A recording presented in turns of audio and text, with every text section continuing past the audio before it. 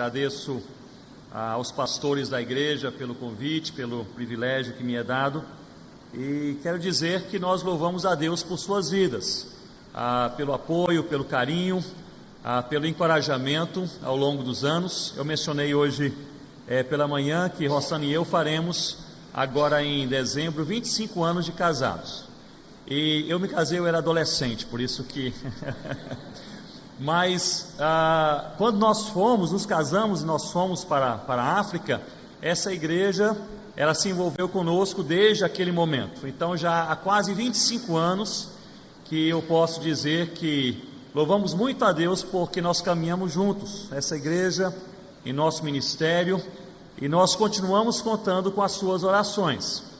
Eu gostaria de pedir orações, em primeiro lugar, nesta noite, pelo projeto Amanagé. Nós vivemos uma época muito gostosa lá na região amazônica, vivemos um ano de paz, um ano em que as igrejas indígenas estão crescendo e várias igrejas estão tendo a própria liderança indígena à frente daqueles trabalhos. Então é uma alegria quando o próprio povo já começa a liderar o trabalho missionário, o povo da terra. Somos ali no Amanagé cerca de 50 missionários em 12 etnias, espalhadas ali pela região amazônica. Neste ano, o Cássio e a Elisângela Silva, bem como o Iraque e a Silvéria, assumiram a liderança do projeto Amanagé, e nós vivemos assim uma época de consolidação e expansão, graças a Deus. Um motivo de oração tem sido um rio, que para nós é um rio novo. Nós fizemos uma pesquisa nesse rio, que é o Rio Solimões, no chamado Alto Solimões, há cerca de 2 anos atrás, e encontramos ali, não é um número ainda definido, pois há algumas etnias mais remotas, mas entre 12 a 15 etnias indígenas totalmente não evangelizadas, sem nenhum contato com o evangelho do Senhor Jesus. E a equipe Amanagé na Amazônia está entendendo que Deus está dando direção para este ser o próximo novo passo. E nós estamos orando por missionários, pessoas que têm uma visão de Deus, o chamado de Deus, com um perfil bastante missionário para regiões de mata, regiões remotas, aprender uma nova língua, uma nova cultura, e ali se envolver com carências sociais e, sobretudo, pregar o Evangelho do Senhor Jesus. Então, orem conosco por isso, e quem sabe Deus há de levantar aqui nessa igreja estes missionários. Alguns novos já estão na linha de chegada, já temos ali 3 ou 4 unidades missionárias se preparando para chegar. Quem sabe Deus há também de enviar não um missionário ou um casal, mas uma equipe para aquela região, que é uma região vasta no Triângulo Brasil, Peru e Colômbia, bastante complexa. Até a pesquisa que nós fizemos há 2 anos atrás foi bastante complexa. Aliás, a região mais complexa que eu já encontrei na Amazônia brasileira é aquela. Oremos, portanto, pela necessidade urgente que há do Evangelho chegar até aquelas 12 ou mais etnias que não ouviram nada do Senhor Jesus. Nós temos também, Rossana e eu, um pedido de oração mais específico. Nós entendemos que nós estamos entrando possivelmente no terceiro momento ministerial na nossa vida. O primeiro momento foi aquele tempo, quase 9 anos, que nós passamos na África entre os Concombas. Graças a Deus mantemos um bom contato com eles. A semana passada recebi uma carta ali dos líderes da igreja Concomba, dizendo que eles estão em uma campanha de envio de missionários para o país vizinho, que é o Togo. Eles estão orando pelo envio de 50 casais, eles são audaciosos, o negócio lá é 50 casais. Hoje são 48 igrejas Concombas, e eles falaram, cada igreja manda um casal, e aí ficam mais 2 casais para o pessoal se juntar e enviar. Então, graças a Deus, a igreja cresce. Eles estão traduzindo o Antigo Testamento. Nós traduzimos, alguns irmãos certamente se lembram, o Novo Testamento para a língua Limon-Peu. Ele foi entregue em outubro de 2004.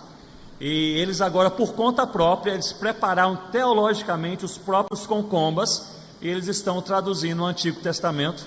Ano que vem, se Deus quiser, devemos ir até Gana para dar uma assessoria nesse sentido. Nosso segundo ciclo ministerial foi com o projeto Amanagé. Nós ainda fazemos parte e vamos continuar parte do projeto Amanagé, com a graça de Deus, nos próximos anos. mas não mais na liderança, mas ficando mais liberados para um terceiro momento ministerial, que é algo que está em nosso coração, e eu peço as orações dos irmãos.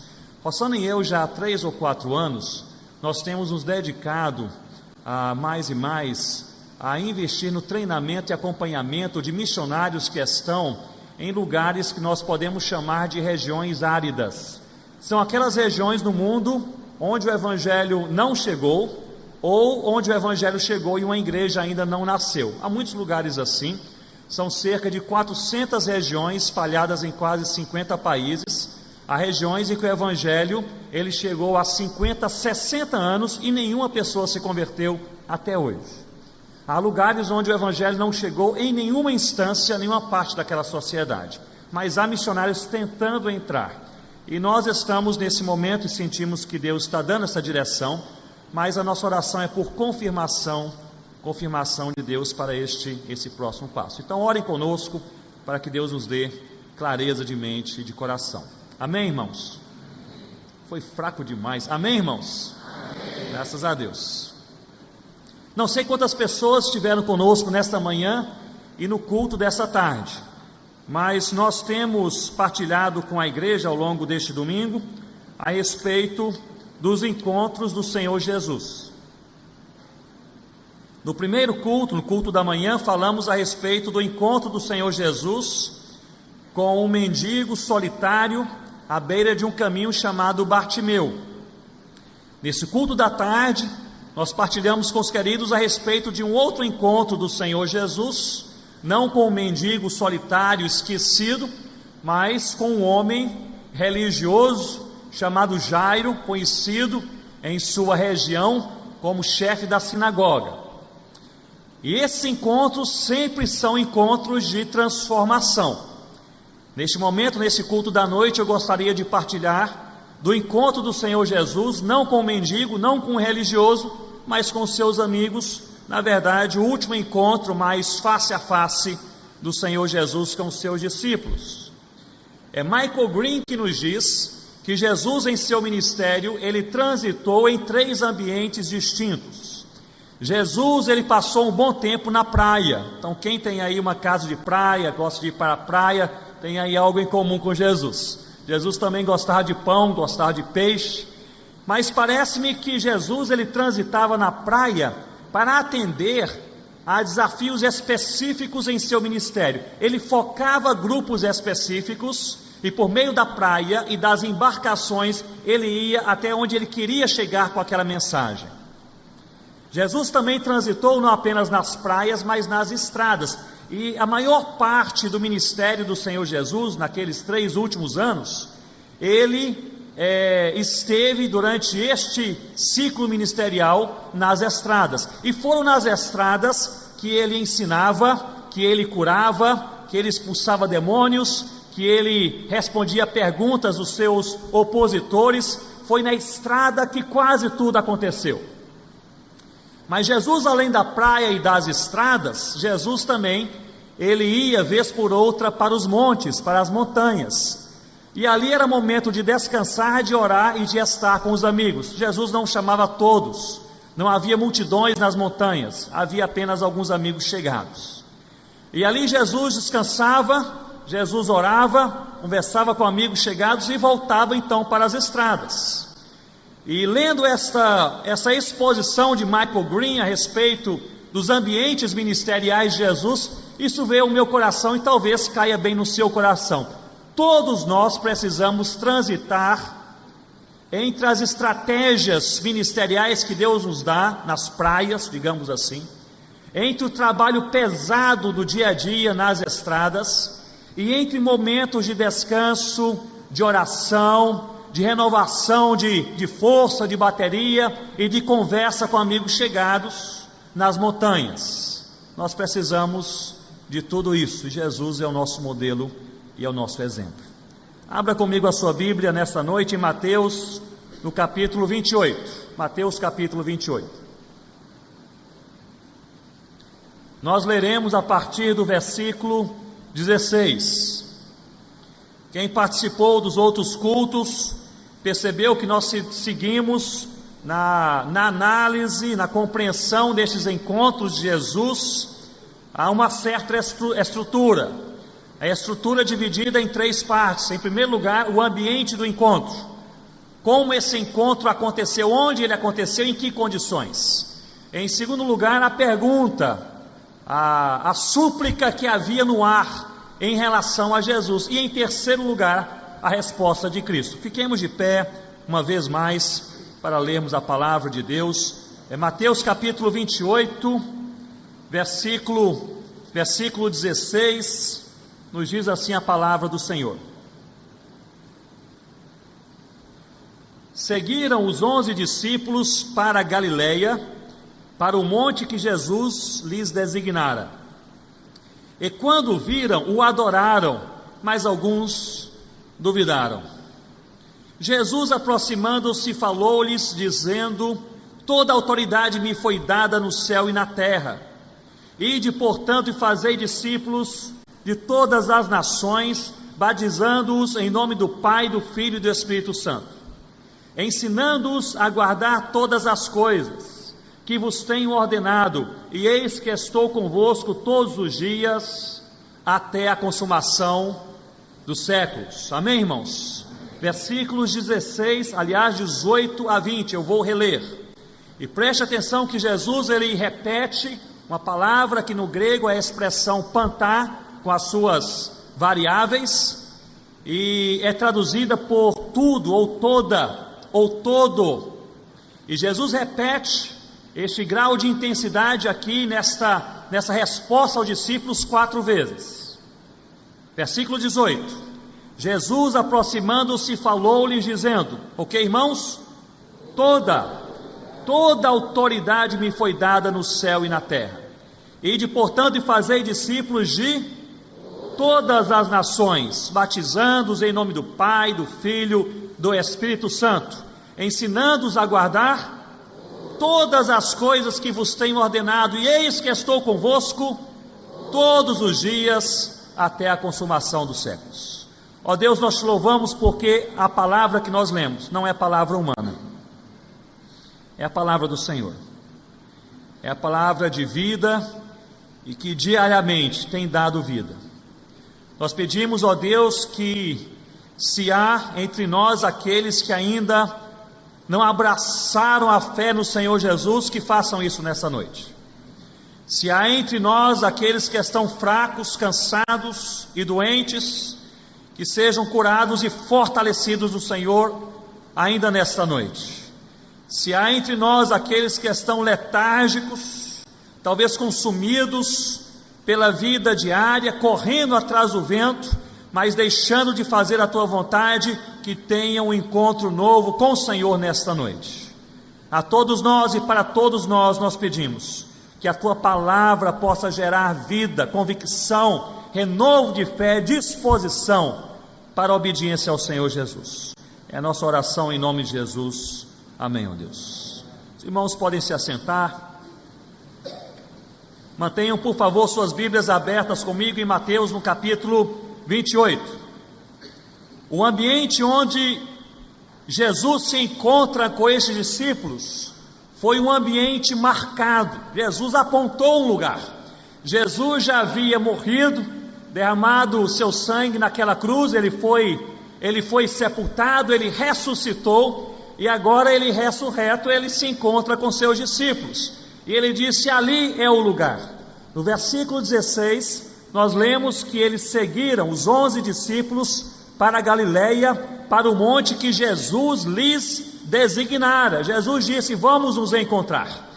É interessante compararmos que o encontro de Jesus com Bartimeu, Jesus passava por uma estrada saindo de Jericó, e foi o cego Bartimeu que interpelou, que procurou Jesus. O segundo encontro, Jesus se encontra com aquele Jairo, aquele homem religioso, chefe da sinagoga, e foi Jairo quem foi atrás de Jesus, se lançou aos seus pés de joelhos e disse: eu quero conversar com Jesus. Esse terceiro encontro, ele é diferente. Aqui é Jesus quem marca o encontro de maneira bem clara, bem objetiva. Jesus convida aqueles 11 porque Jesus aqui está tratando, não é com um cego à beira do caminho, não é com um religioso de uma sinagoga, mas Jesus aqui marca o encontro com seus amigos. E esses amigos de Jesus, que são seus discípulos, eles vão até este lugar. E no versículo 17 nós lemos que quando viram Jesus, alguns adoraram, mas alguns duvidaram. Notem que o momento, o ambiente deste encontro, ele é alojado depois da ressurreição de Jesus, mas antes do Pentecoste. Porque no Pentecoste o Espírito Santo cairia sobre a igreja, e aqueles discípulos e crentes, eles se tornariam em valentes, em pessoas dispostas, em homens e mulheres desejosos de pagar qualquer preço para pregar o Evangelho de Jesus. Mas esse encontro, ele acontece antes do Pentecoste. Ele acontece antes da descida permanente do Espírito Santo, dando valentia, autoridade, disposição e obediência à igreja. Aqui nós encontramos discípulos que eles estavam temerosos e estavam incrédulos. Se nós compararmos todos os ambientes deste encontro de Jesus, nos 4 evangelhos, nós veremos que estas são as duas marcas. Eles estavam, alguns bem incrédulos e outros bem temerosos. Isso me chama a atenção, porque foi neste contexto que Jesus marcou aquela reunião. Jesus, ele convocou os seus amigos para se reunirem com ele e lançar para seus amigos o grande desafio da grande comissão da evangelização do mundo. Mas Jesus não lidava aqui com homens que estavam preparados para a caminhada. Eles estavam fracos e eles estavam duvidosos.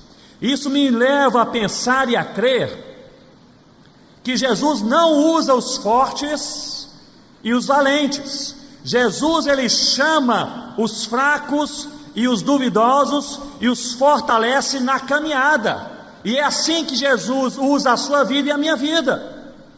Portanto, Jesus, quando ele olha para a sua vida e a minha vida nesta noite, mesmo você e eu nos sentindo despreparados, às vezes desqualificados, às vezes temerosos, até mesmo incrédulos, é assim que Jesus nos chama, porque Jesus nos chama para uma caminhada de fé, de relacionamento e uma caminhada de fortalecimento.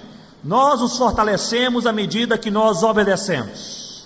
Eu vou repetir, nós nos fortalecemos à medida que nós caminhamos e obedecemos ao Senhor Jesus. Vez por outra, Jesus, ele permite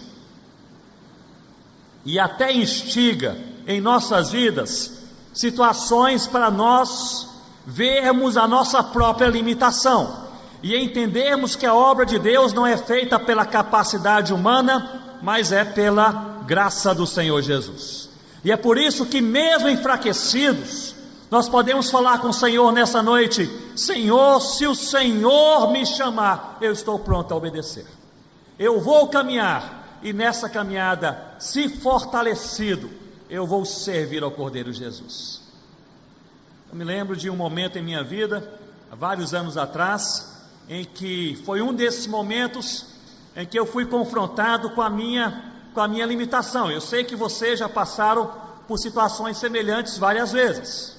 E isso é bom para nos lembrar que nós dependemos de Deus, e que as coisas de Deus são feitas na força de Deus.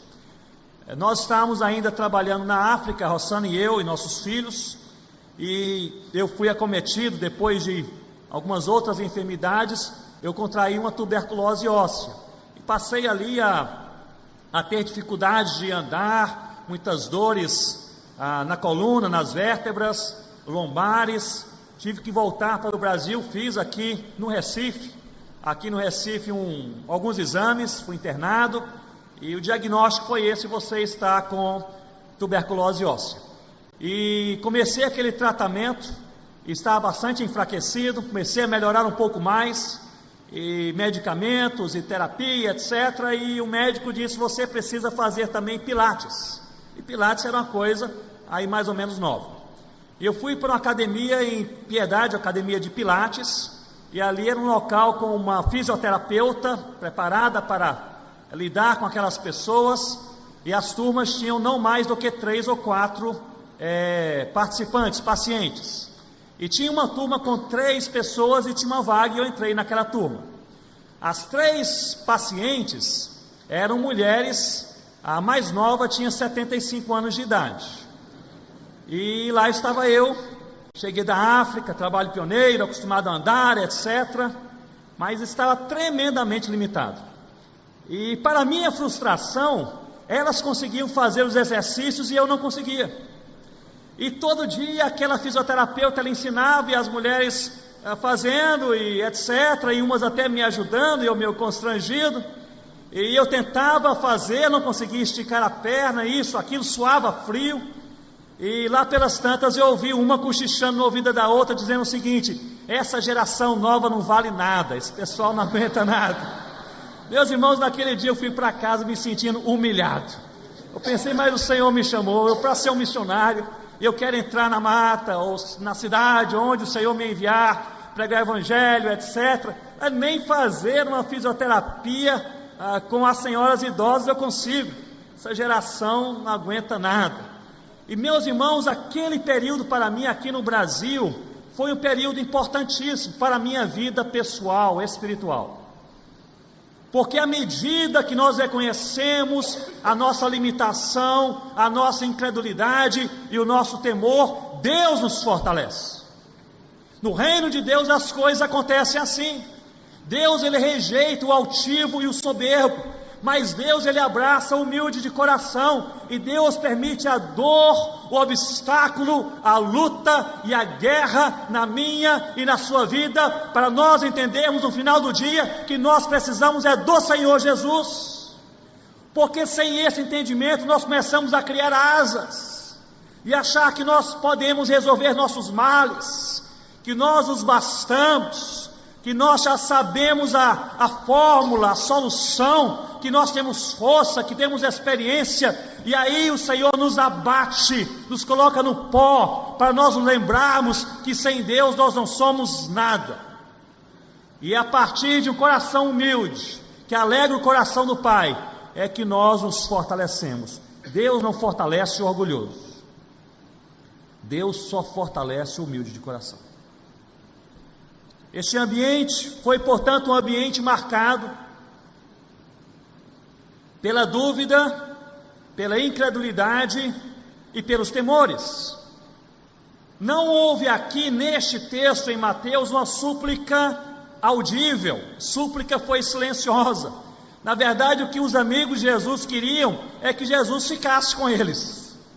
O que os amigos discípulos de Jesus queriam é que Jesus não partisse. E Jesus, ao invés de ficar com os discípulos, Jesus os envia para pregar o evangelho ao mundo. Parece aqui, John Knox, ele diz que nesse texto, em Mateus, nesses últimos versículos, parece haver aqui até mesmo uma certa incoerência de ação. Os discípulos querendo ficar com Jesus, segurar Jesus. Jesus morreu, nós pensamos que havíamos perdido tudo, perdemos o mestre, mas eis que ressuscitou, e é ele mesmo, e ele chegou, estamos juntos. E Jesus diz: eu vim para me despedir, eu estou de partido. E para piorar a situação, além de partir, eu quero que vocês também possam partir. E eis que eu os envio por todo o mundo para pregar o evangelho a todas as nações. Esse texto parece que ele surge a partir de uma incoerência relacional entre Jesus e os discípulos, mas no reino de Deus isso faz sentido. Porque geralmente aquilo que nós desejamos não é aquilo que nós mais precisamos. É James Houston, em um de seus livros, que nos diz que nós não sabemos pedir, porque nós não sabemos a nossa necessidade. Nós só passamos a conhecer a nossa real necessidade quando nós estamos no fundo do poço, desesperados, não temos mais ninguém a recorrer, mais nada a fazer, nenhuma força para lutar, nenhum pensamento para elaborar, só nos resta a esperança no Senhor Jesus. E é aí que nós começamos a aprender a orar. Quando só te resta a esperança no Senhor Jesus, você e eu começamos a orar do jeito certo. E aí essas orações se tornam as orações mais verdadeiras, mas também as orações menos formais, não é isso? Porque quando a gente acha que está bem, a gente elabora as palavras, coloca os pingos nos is, a gente faz uma coisa mais cultica, mais litúrgica, bem ensaiada. Mas quando nós estamos no fundo do poço, no quarto escuro da nossa alma, e nenhuma força nos resta para lutar, nós só temos algo a falar: é Jesus, é Jesus. Meus irmãos, depois desta súplica silenciosa, na verdade nos outros textos há uma súplica audível. Eles querem saber de Jesus quais são os sinais, o que vai acontecer para que ele volte. Já que ele vai partir, eles querem saber da sua vinda. Mas nesse texto, Mateus não nos narra a respeito disso. Mas Jesus, ele responde. E a resposta de Jesus, eu gostaria de gastar um pouco mais de tempo, justamente na resposta de Jesus, ela é partida em 4 partes. Aqui do versículo 18 ao versículo 20, nós lemos, eu gostaria que você atentasse para a palavra, por favor. Nós lemos, e Jesus parece que ele responde com essas 4 expressões, e com essas 4 repetições de tudo, de todo e de todas. Ele fala sobre toda a autoridade, ele fala sobre todas as nações, ele fala sobre todas as coisas, e ele fala sobre todos os dias. Toda a autoridade, todas as nações, todas as coisas e todos os dias. Essas foram as últimas palavras do Senhor Jesus naquele momento. Toda a autoridade. Se você observa comigo a expressão autoridade no Novo Testamento, você verá que há uma diferença entre poder e autoridade. Poder é uma palavra do português que é traduzida do grego dynamis, que significa capacidade. Na verdade, o John Knox, ele dizia que poder, que dynamis, é a manifestação de um Deus sempre presente. Eu sempre gostei dessa definição. Deus sempre está presente. Você crê nisso? Deus sempre está presente, mas às vezes Deus intervém de uma maneira diferente. Deus se manifesta de uma maneira diferente. Deus faz um negócio novo acontecer. Isso é o dynamis, é a capacidade interventiva de Deus. Mas a outra palavra que anda de mãos dadas com poder, com dynamis, é justamente a palavra autoridade, que é a tradução da expressão grega exousia. E autoridade não é capacidade, a autoridade é direito. A autoridade não é força para fazer, a autoridade é direito para que algo seja feito. Grupos terroristas, eles possuem poder para matar pessoas, mas eles não têm autoridade, não têm direito para fazer isso. É interessante que, para responder à aflição dos discípulos e amigos, Jesus ele começa dizendo: toda autoridade me foi dada. Meus irmãos, a nossa fé cristã, ela está alimentada sobre este alicerce. Toda autoridade foi dada ao Senhor Jesus. Jesus tem autoridade para fazer todas as coisas, em todos os momentos, em qualquer lugar. A primeira coisa que Jesus parece querer falar com os discípulos, e com o meu, e também o seu coração nessa noite, é justamente isso, que Jesus tem toda a autoridade. As obras de Deus não são feitas pela capacidade humana, mas pela autoridade de Cristo. Quem tem autoridade não é o pastor, o missionário, o pregador, o presbítero, a igreja, é o Senhor Jesus. E se nós andarmos na autoridade de Jesus, as coisas acontecem, pois Jesus tem toda a autoridade. Toda a autoridade. É interessante notarmos que numa teologia bíblica de autoridade, Jesus não apenas tem toda a autoridade, mas ele dá autoridade à igreja. Porém, essa é talvez a teologia bíblica mais mal interpretada, especialmente na América Latina, pois a igreja começa a pensar que se ela é revestida de autoridade espiritual, ela pode fazer qualquer coisa, e a Bíblia não diz isso. Na verdade, Jesus, ele reveste a sua igreja de autoridade espiritual, para essa igreja fazer apenas uma coisa em sua história, uma coisa apenas, que é a vontade de Deus. Eu poderia, portanto, afirmar, eu creio que bíblica e teologicamente, que você e eu, nós estamos cobertos da autoridade espiritual de Cristo, desde que estejamos fazendo a vontade de Deus. É somente aí que nós temos essa autoridade. Agora me acompanhe. Quando Jesus chama os discípulos a entenderem que toda a autoridade lhe foi dada, Jesus está querendo fazê-los entender que sem Ele, sem Deus, nada acontece. Vocês concordam com isso? Sem Deus, nada verdadeiro acontece no reino dos céus. Portanto, se sem Deus nada acontece, eu creio que uma conclusão óbvia é que eu devo descansar no Senhor. Porque se tudo que acontece, acontece por causa de Deus, e pelo poder de Deus, e pela autoridade de Deus, e pela vontade de Deus, uma conclusão fácil de ser levada a cabo é esta: eu devo descansar em Deus, pois tudo pertence a Deus. Por outro lado, Jesus aqui parece ensinar que se sem Deus nada acontece, com Deus qualquer coisa pode acontecer. Você também crê nisso? Qualquer coisa pode acontecer. Não há coração tão duro que Deus não possa quebrar. Não há casamento tão quebrado que Deus não possa reconciliar. Não há igreja tão morta que Deus não possa reavivar. Não há tribo tão distante que Deus não possa alcançar. Se sem Deus nada acontece, com Deus qualquer coisa pode acontecer. Portanto, se por um lado eu sou levado a descansar em Deus, por outro lado eu sou levado a ter expectativa em Deus. Se por um lado eu posso ir para a minha casa e você para a sua hoje à noite, deitar na sua cama, conversar com a sua alma e falar: descansa, minha alma, no Senhor, porque tudo é com Deus. Por outro lado, eu vou dormir com a expectativa e a esperança que Deus amanhã faça alguma coisa nova e boa na minha vida, no meu trabalho, no meu estudo, na minha casa, na minha igreja, na aflição da minha alma. Toda autoridade me foi dada, dizia o Senhor Jesus. Portanto, na autoridade do Senhor Jesus, qualquer coisa pode acontecer.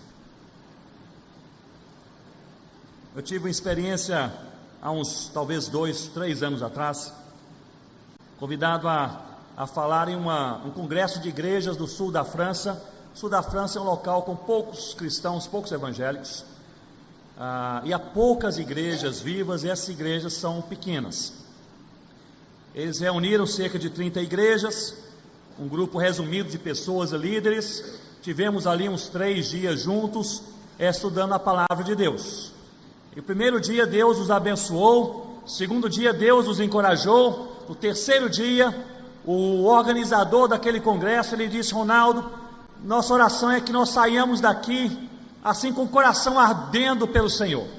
Então estamos orando para que a preleção dessa noite seja uma preleção viva, que Deus possa assim nos dar ânimo novo, porque estamos numa Europa secularizada, agnóstica, que não quer saber de Deus. Eu orei por aquela noite, e a cada noite havia uma pessoa fazendo a tradução do inglês para o francês, e naquela última noite, justamente naquela última noite, eles falaram: olha, o tradutor que estava lhe traduzindo, o intérprete, ele não poderá estar hoje à noite. Era um rapaz dinâmico, vivaz, e nós conseguimos uma outra intérprete. Ela está chegando e você pode combinar com elas, falar o que você vai falar para facilitar, etc. E apontaram, e eis que vinha em minha direção a intérprete. Era uma senhora bastante idosa, usando bengala. Ela vinha lentamente em minha direção. Eu confesso aos irmãos, a gente às vezes julga assim pela aparência. E quando eu me aproximei daquela senhora, ela falava tão baixinho que eu não conseguia nem ouvir direito o que ela falava. Eu pensei: a pregação hoje à noite vai ser um caos, o pessoal não vai entender, não vai ouvir. E eu sentei-me ao lado dela, e eu falei com ela, eu expus mais ou menos o resumo do texto que eu iria pregar, e ela balançava assim, de maneira concordante a sua cabeça, falava alguma coisa que eu não via. Eu pensei, a senhora está bastante enfraquecida, debilitada, não é a melhor pessoa para ser a intérprete de uma mensagem, imaginava eu.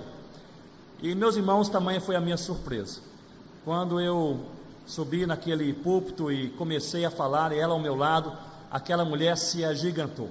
Aquela mulher, ela interpretava de maneira muito superior ao rapaz vivaz do dia anterior. E eu mal acabava de falar uma frase, e ela colocava a frase de maneira perfeita, e Deus foi abençoando, e aquela noite foi uma bênção.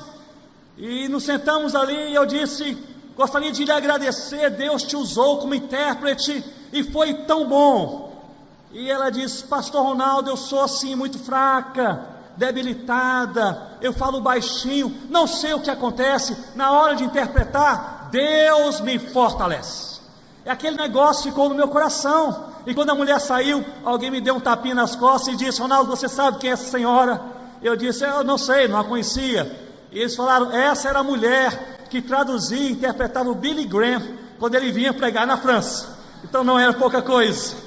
Meus irmãos, Deus nos fortalece, Deus fortalece a nossa fé, Deus fortalece a nossa voz, Deus fortalece o nosso espírito, Deus fortalece o nosso coração, Deus fortalece a nossa família, e Deus nos fortalece quando estamos humildes e na caminhada.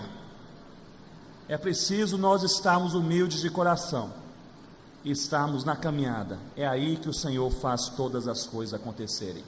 Toda a autoridade, em segundo lugar, a segunda parte, todas as nações, Jesus diz aqui, irmãos me acompanhem, Jesus aproximando-se, falou-lhes, dizendo, toda a autoridade me foi dada, no céu e na terra, ide portanto e fazei discípulos de todas as nações, falem comigo, todas as nações, primeiramente, toda a autoridade, vamos lá? Toda a autoridade. Segundo lugar, todas as nações. Todas as nações. É interessante que o verbo imperativo aqui não é o ide.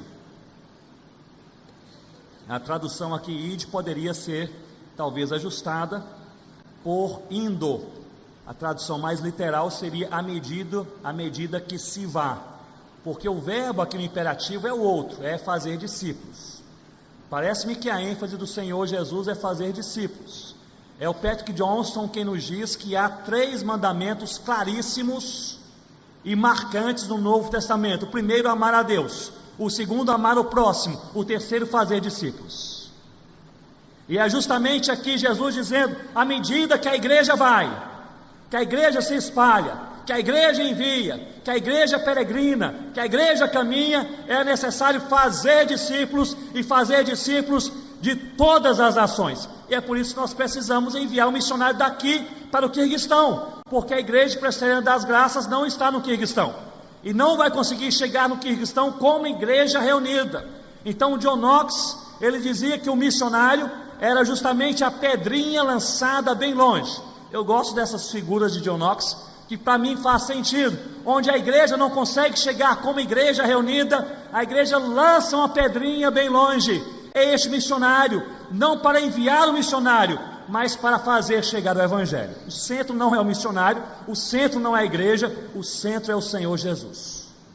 Todas as nações, meus irmãos, apesar deste ensinamento, e olhe bem para mim nesse momento, apesar deste ensinamento ter sido dado de maneira claríssima pelo Senhor Jesus, a sua igreja, há 2000 anos atrás, ainda hoje em nossos dias, ainda, meus irmãos, 2 bilhões de pessoas que jamais leram um versículo bíblico, ouviram o nome do Senhor Jesus em suas vidas, 2 bilhões, ainda quase 2.000 línguas, que não tem João 3,16 traduzido em seus idiomas. Apenas no Brasil, em nosso território brasileiro, há 106 tribos indígenas sem a presença de um crente e sem a presença de nada do evangelho. No norte do país, há cerca de 10.000 comunidades ribeirinhas onde não há nenhuma igreja evangélica entre eles ou no seu entorno. 10.000, irmãos.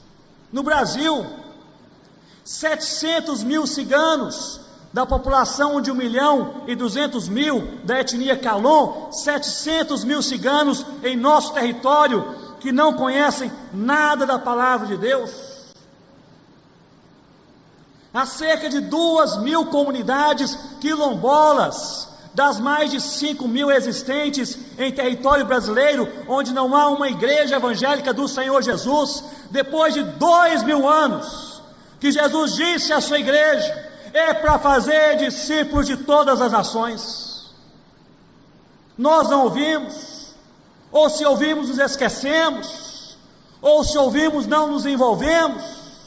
Alguma coisa está acontecendo, porque as igrejas se multiplicam onde o evangelho está, mas o evangelho não chega onde não há o evangelho. Há igrejas batendo uma na outra, nos países mais evangelizados, mas nos lugares onde não há crentes, não há um crente que se dispõe a ir.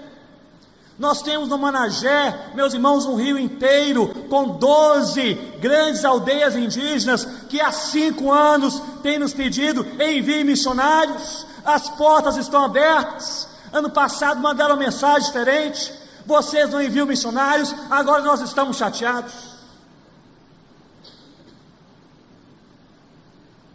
Perante essa realidade mundial, lugares onde não há o evangelho, a igreja não nasceu. Meus irmãos, há cerca de 2 ou 3 anos atrás, fui dar um treinamento missionário em uma região do noroeste africano, na Gâmbia, para a equipe missionária que trabalha com a etnia Fula. E aquela equipe está ali trabalhando há 35 anos, de maneira ininterrupta, pregando o evangelho, e até hoje ninguém se converteu.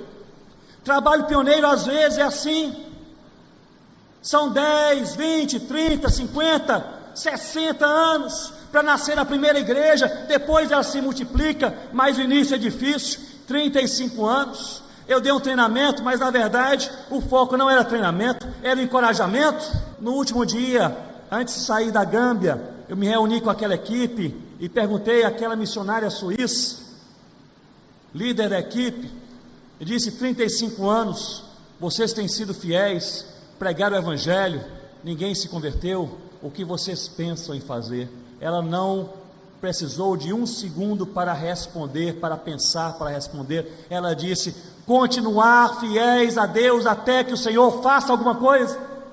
É assim que o evangelho vai. O evangelho não vai de maneira fácil, o evangelho não vai com portas abertas, gente abraçando, vai com oposição, vai quebrando, vai enfrentando, meus irmãos, toda sorte, luta de guerra.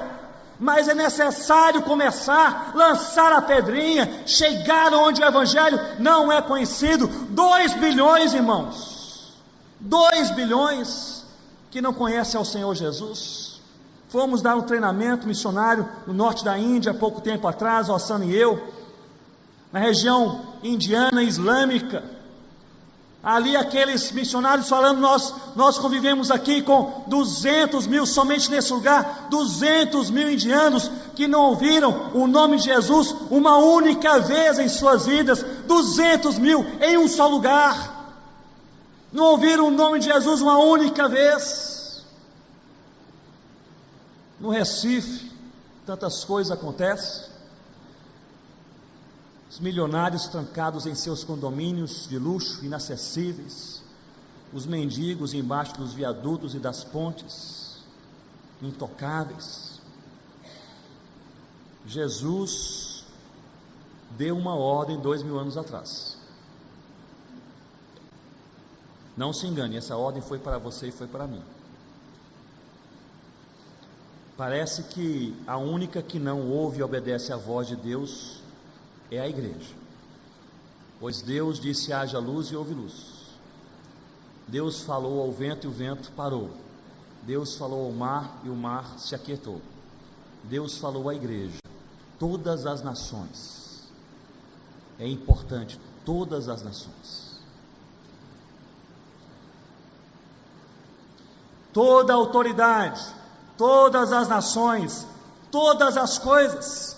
Jesus diz: ensinando-os a guardar todas as coisas que vos tenho ordenado. Interessante, todas as coisas, a ideia de guardar aqui é a ideia de colocar um tesouro bem próximo do coração, é de você guardar alguma coisa assim de maneira aconchegada, de você não deixar, não soltar. Essa é a ideia. O Senhor Jesus, Ele quer que nós guardemos e ensinemos outros a guardar, mas para ensinar outros a guardar aquilo que é precioso, nós precisamos saber também, primeiramente, o que é verdadeiramente precioso. Meus irmãos, eu tenho às vezes pensado quais são as grandes barreiras para nós guardarmos as coisas de Deus em nossos corações e ensinarmos outros a fazerem o mesmo. Quais são as grandes barreiras? E há várias, mas eu gostaria de mencionar que, no meu entendimento, talvez uma das principais barreiras é o narcisismo. O narcisismo é essa influência sociofilosófica que tenta nos convencer que nós precisamos ou devemos não apenas nos achar belos, mas queremos que os outros achem a mesma coisa. O narcisismo é essa tendência carnal que tenta nos convencer de que nós precisamos ser destacados, estar debaixo dos holofotes, receber aplausos. E é por conta do narcisismo, que é carnalidade, que muitas vezes os crentes fazem as coisas certas, mas com as motivações erradas. E a vontade de Deus no guardar dos seus mandamentos não é esta. Deus requer, Cristo requer de nós, que nós façamos as coisas certas pelas motivações certas. Deus não precisa, em último lugar, em última instância, Deus não precisa do meu trabalho e nem do seu trabalho para o seu reino avançar. Trabalhar para o Senhor Jesus é um privilégio, mas Ele quer que você e eu nos envolvamos, e não apenas façamos o que é certo, mas façamos com a motivação certa. Eu sei que eu já partilhei aqui nessa igreja, talvez até mais de uma vez, não me lembro, mas algo que para mim ficou emblemático quando eu penso sobre o narcisismo. Eu pregava numa igreja em São Paulo, que comemorava seu cinquentenário, 50 anos de vida da igreja, um momento assim especial, e essa igreja fez uma festa, uma conferência missionária de final de semana, e no último dia, no domingo à noite, eles prepararam assim uma recepção lindíssima, e havia uma mulher da igreja que fazia os bolos da igreja, era a confeiteira da igreja. Toda igreja tem uma confeiteira, e lá ela tinha essa confeiteira, a senhora, e a senhora estava sentada no primeiro banco assim à esquerda, e ela fez um bolo de comemoração dos 50 anos daquela igreja, e o bolo era tão bonito, mas tão bonito, que até atrapalhou o sermão, porque eles colocaram a mesa do lado do púlpito, e sobre a mesa colocaram aquele bolo, era um bolo redondo, parecendo de noiva, um bolo branco com 3 camadas, e ela teve o cuidado de escrever com glacê nas bordas do bolo os nomes de todos os pastores que pastorearam a igreja nos últimos 50 anos. Era uma obra de arte. Então o pessoal nem ouvia o sermão, só olhava para o bolo, cochichava, tirava foto, aquele negócio todo. Mas aí, quando nós chegamos no final daquele culto, o pastor ali daquela igreja disse: graças a Deus por tantas coisas que aconteceram. Eu saí do púlpito, sentei ao lado daquela mulher e lhe fiz aquela pergunta: a senhora é a mulher do bolo? Ela disse: sou eu, pastor, eu fiz aquele bolo e fiz para a glória de Deus. Eu falei: graças a Deus, que coisa linda. Ela disse: 3 dias de trabalho sem parar para esse bolo ficar dessa forma para a glória de Deus. Eu fiquei com o coração alegre, mas o pastor, no final daquele culto, ele disse: agora eu gostaria de agradecer as pessoas que participaram deste grande evento. Eu tenho aqui uma lista selecionada de nomes. Ele leu mais de 20 nomes e ele se esqueceu justamente de quem? Da mulher do bolo. E isso o pastor não pode esquecer. Deveríamos aprender no seminário esse negócio. E ali aquela mulher ficou incomodada quando o pastor disse: agora todos de pé, oração final, para encerrar essa festa espiritual. E a mulher mudou o semblante, não sorria mais, não se alegrava mais, e no meio da oração do pastor, ela começou a murmurar, e ela murmurava tão alto, que eu ouvi o murmúrio dela, lá no meio da oração. Ela disse: e tem mais, Senhor, ano que vem não tem mais bolo. O que ela estava dizendo era o seguinte, em outras palavras: Eu estou disposto a fazer qualquer coisa para Deus, desde que meu nome seja citado pelo pastor da igreja no púlpito de domingo à noite. Se meu nome sair no boletim da igreja, eu vou ser fiel e trabalhar com alegria. Se eu receber aplausos, eis-me aqui, Senhor. Se eu tiver tapinhas nas costas, elogios, se eu tiver destaque, eis-me aqui, Senhor, agradecimento. Não precisa nem ser público, porque eu sou meio humilde. Basta o pastor me chamar no conselho da igreja e fazer um agradecimento. Enganoso é o coração. Deus não está à procura de pessoas que trabalham. Deus está à procura de pessoas que trabalham com a motivação certa, com o coração no lugar. É para a glória de Deus, é para o Senhor Jesus, é para a alegria do Espírito Santo, e não por causa de aplausos, de nomes, de destaques, porque tudo isso, meu irmão e minha irmã, é correr atrás do vento. A única pessoa que deve ser o nosso alvo maior de alegria é realmente o nosso Deus.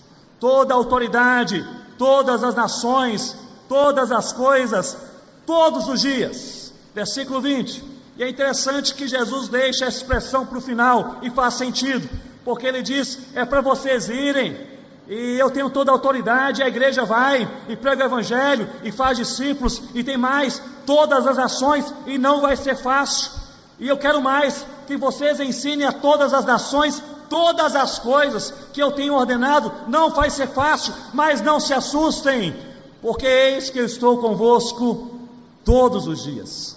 E essa é a mensagem, meus irmãos, de esperança e ânimo para o seu e para o meu coração. A mensagem é esta: nós não estamos sozinhos, Jesus está conosco. Eu não sei como você está neste culto, neste quase fim de domingo. Não sei se você trouxe consigo para este culto uma ansiedade da sua alma, uma perplexidade da sua mente, uma dúvida do seu coração. Não sei se você tem andado somente transitando pelos quartos escuros da sua alma. Eu não sei se você se sente nessa noite abatido, quebrantado, sem força, sem vigor, talvez temeroso com alguma coisa que possa acontecer na sua vida. Não sei se você está saindo de um processo complicado de enfermidade, de problemas de relacionamento, crises conjugais ou mesmo financeiras, mas de uma coisa eu sei: você não está sozinho. E a esperança maior de que algo bom e novo pode acontecer a qualquer momento em nossas vidas, a esperança é esta: Jesus está conosco, e Ele disse, e eis que eu estou convosco, e tem mais, todos os dias. Diga comigo, todos os dias. Todos os dias, até o final. Vocês não estão sozinhos. No quarto escuro, eu estarei com vocês. No vale profundo, vocês não estarão sós. Quando a alma apertar, até quando a incredulidade tomar conta da sua mente, eis que eu lhe dou fé. Se você se sente abatido, angustiado, você não sabe mais o que fazer, você pensa, minha vida acabou, eis que Jesus lhe diz, está começando agora, porque Jesus está conosco todos os dias. Ele está conosco hoje, amanhã não será diferente. Nós não sabemos o que há de acontecer conosco amanhã. Você não sabe, eu também não sei, mas uma coisa nós sabemos: amanhã, seja o dia de maior alegria ou o dia de maior angústia da minha vida, da sua vida, meu irmão e minha irmã, Jesus está conosco. E isso deve ser suficiente, essa verdade deve ser suficiente para minimizar e acabar com a ansiedade dos nossos corações. Eu falei no culto da tarde, e eu gostaria de repetir, certamente muitos irmãos não estiveram, que a ansiedade é o mal do nosso século. E a ansiedade é a preocupação com tragédias que possivelmente jamais acontecerão em nossas vidas. Isso é ansiedade. É nos preocuparmos com coisas que talvez jamais aconteçam. E a ansiedade, quando se torna crônica, tem a capacidade de se transmutar no último pensamento que vem à nossa mente ao dormir e no primeiro ao acordar. E a maneira de nós matarmos a ansiedade é nós descansarmos em Deus, e a maneira de nós descansarmos em Deus é nós crermos em Deus. À medida que nós cremos, nós descansamos. Então, se você trouxe uma ansiedade latente, patente, visível, que corrói o seu coração nessa noite, eu gostaria de lhe encorajar no Senhor Jesus. Creia um pouco mais, descanse um pouco mais, converse, pregue para a sua própria alma, como fazia Davi, dizendo: bendize, ó minha alma, no Senhor, e descansa, ó minha alma, no Senhor, porque Deus cuida de nós. Nós podemos voltar para as nossas casas hoje à noite, colocar a cabeça sobre o travesseiro, juntar toda raiz de ansiedade, eu repito, toda raiz de ansiedade, nomeá-las perante Deus, e nós podemos, na autoridade de Cristo, conversar com a nossa própria alma, falando: descansa, ó minha alma, no Senhor, porque nós cremos em Deus. Nós estamos em boas mãos. Irmãos, crendo um pouco mais, descansando um pouco mais, nós teremos mais paz, a paz de Deus que enche, que nutre, que expande no nosso ser, que nos faz sorrir novamente, como não sorríamos há muito tempo. Toda autoridade, todas as nações, todas as coisas, todos os dias.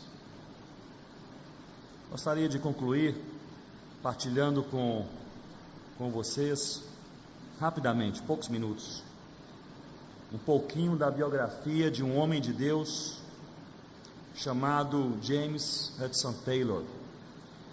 Taylor nasceu em 1832 em uma família metodista. Ele se distanciou do Senhor até completar os seus 17 anos. E é interessante que Hudson Taylor, ele recebeu um panfleto que falava de Deus. Ele leu o panfleto e entregou sua vida ao Senhor Jesus. Entregando sua vida ao Senhor Jesus, Deus o chamou para ser missionário, e ele disse: eis-me aqui, Senhor. Ele enfrentou prolongadas enfermidades, muita oposição, portas fechadas, problemas relacionais inumeráveis com a própria equipe missionária e igreja enviadora. Hudson Taylor foi um dos missionários que mais sofreu oposição na sua caminhada. Ele queria evangelizar a China, isso ardia em seu coração. Sobre a fé, Taylor dizia: não é necessário termos uma grande fé, mas uma simples confiança na grande fidelidade de Deus. Sobre a dependência, ele afirmava que Deus sempre dá o melhor para aqueles que deixam a escolha com Ele.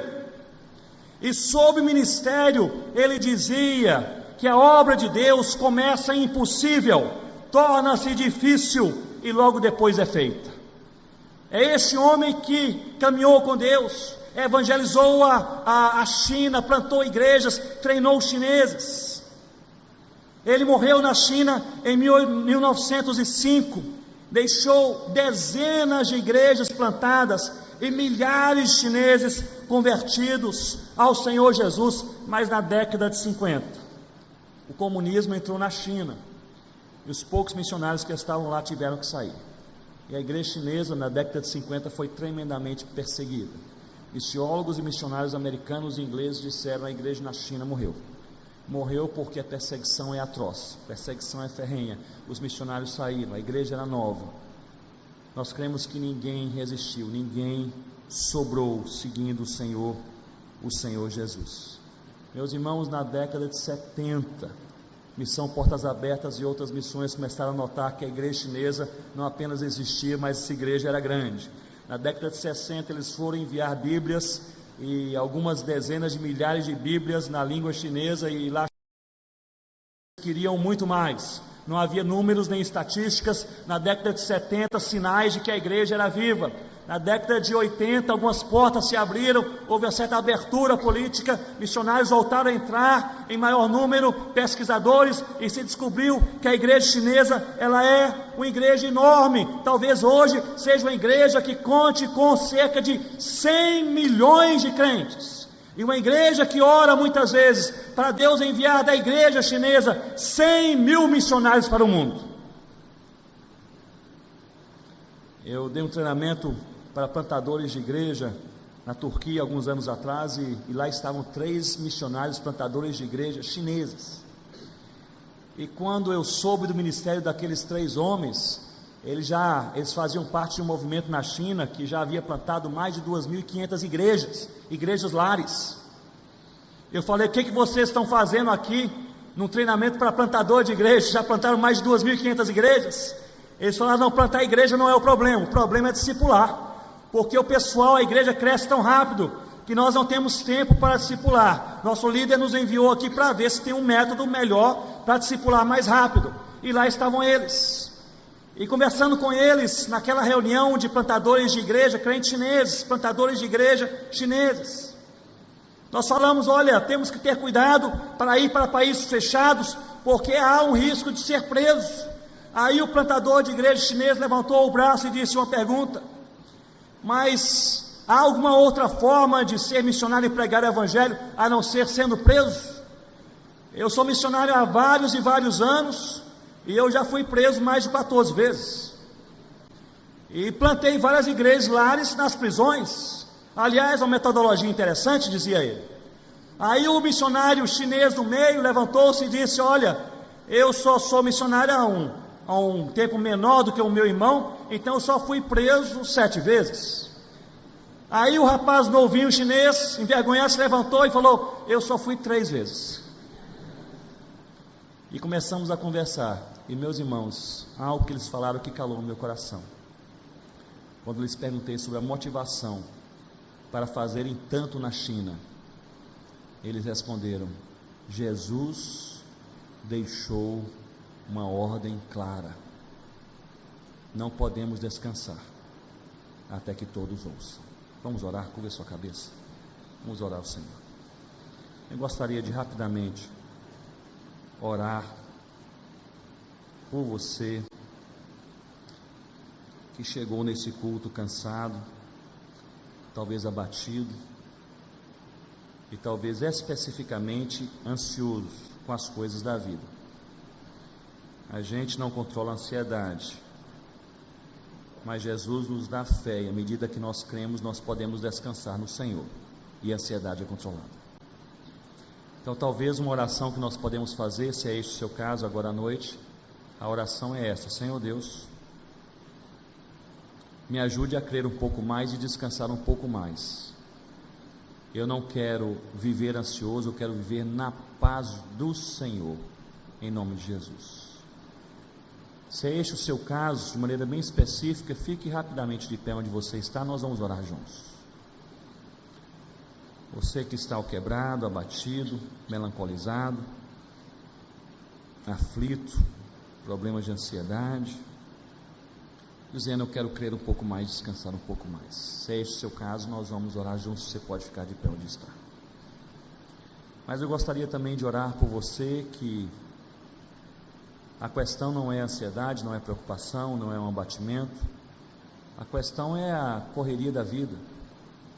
E você está com a impressão, talvez até a certeza, de que o tempo está passando e o principal na sua vida não está acontecendo, que é servir ao Senhor Jesus. Que as suas preocupações são muito mais com o celular novo, com a roupa nova, com as férias de final de ano, com o carro, com o vestibular, etc., do que com as coisas de Deus, servir ao Senhor Jesus onde Ele te quer e como Ele te quer. Talvez a sua oração nesta noite seja esta: eu quero servir mais ao Senhor Jesus. Se o Senhor me fortalecer, eu quero servir ao Senhor mais. Se essa é a sua oração sincera, se você sente que é uma necessidade você fazer essa oração nesse momento, fique também de pé onde você está, que nós oraremos juntos. Eu quero servir um pouco mais ao Cordeiro Jesus. Oremos ao Senhor. Ó Deus, nós oramos como igreja reunida e oramos no nome de Jesus. Oramos por aqueles que se sentem enfraquecidos, abatidos, fragilizados, talvez até um pouco desesperados e tomados por ansiedade, pensando: a vida está difícil. Talvez por alguns que se sentem no fundo do poço, olham para todo lado e parece que o poço está fechando. Não há soluções, não há janelas, não há caminhos. Nós oramos por estes que têm dificuldade de conciliar até mesmo o sono, por aqueles que até o humor está mudando, já não riem mais como antes, já não se sentem tão leves como antes, em paz como antes.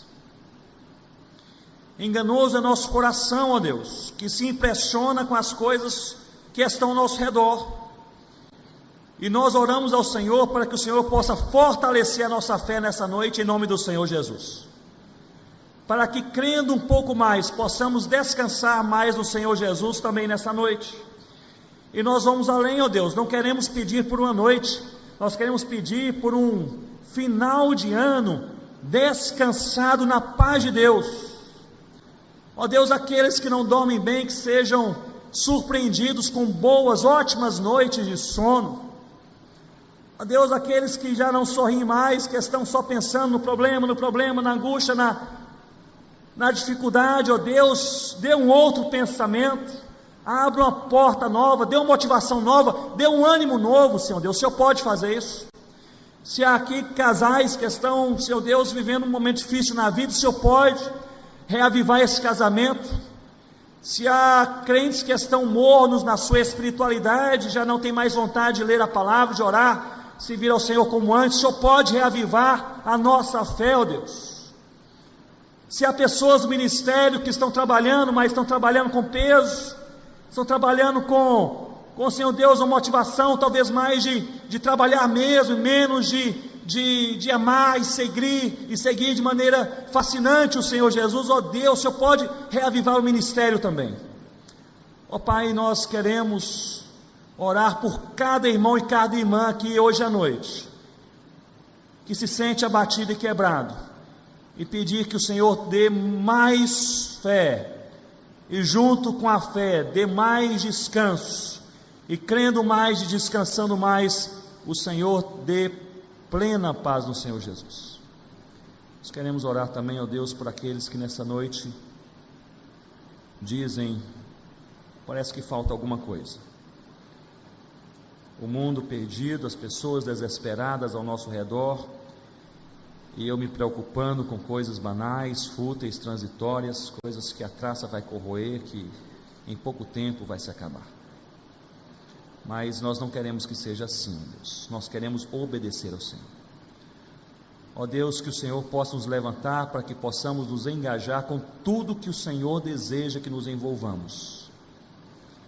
Senhor Deus, retira de nós qualquer espírito e desejo de desobediência, aquela vontade carnal que todo coração humano tem de buscar o benefício próprio, a facilidade própria, a realização própria, e pensar menos nas coisas do Senhor.